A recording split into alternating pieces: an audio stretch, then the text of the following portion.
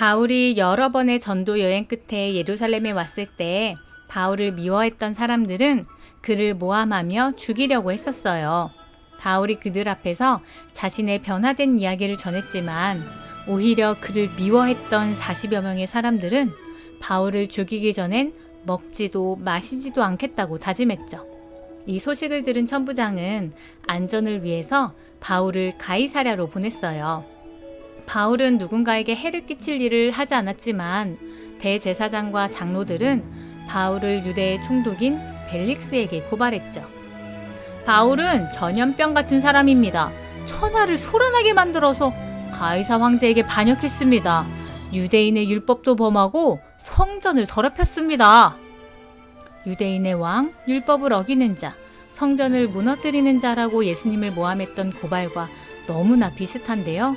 이야기를 들은 총독 벨릭스는 바울에게 반박해보라고 했어요. 바울은 자신에게 주어진 고발들을 하나하나 반박하기 시작했죠. 자신은 소란을 일으키기에는 예루살렘에 머물러 있던 기간이 짧았을 뿐더러 율법을 어기기는커녕 율법을 잘 준수했고 성전에 관한 문제는 오해였다고 말이에요.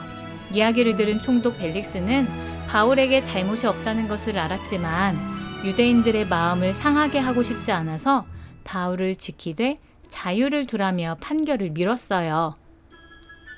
그리고 시간이 흘러 유대의 총독은 베스도라는 사람으로 바뀌게 돼요.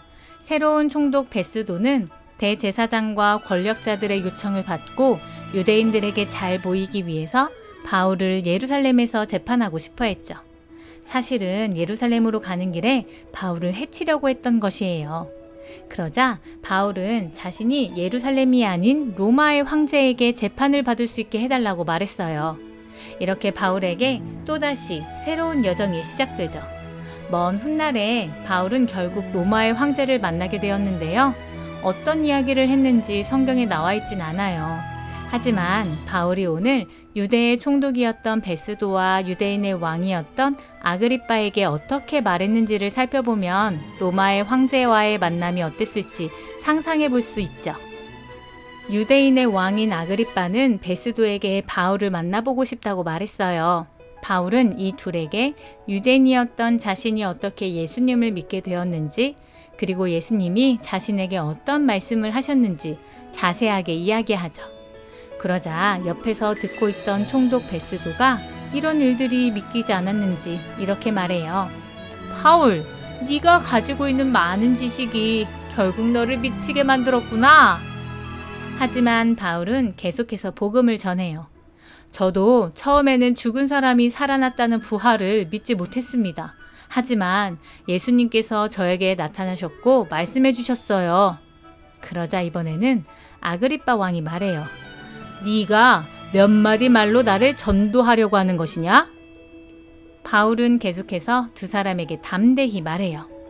말의 많고 적음을 떠나서 제가 이렇게 결박을 당한 것 외에는 두 분도 저와 같이 예수님을 믿게 되시길 바랍니다. 이렇게 유대의 왕과 총독은 자신들의 호기심과 유대인들에게 잘 보이려는 정치적 목적 때문에 바울을 신문했어요. 하지만 바울은 한결같은 마음으로 복음을 전했죠. 결국 바울은 다시 로마의 황제에게 재판을 받기 위해서 먼 여정을 떠나게 되었어요. 하지만 한 가지는 확실해진 것 같아요. 바울은 어디를 가든지 자신이 죄수가 아닌 복음을 전하는 사람으로 생각했을 거라는 거예요. 그렇게 여기며 복음을 전하는 바울에게 하나님께서는 두려움을 없애주시고 담대함을 주셨어요.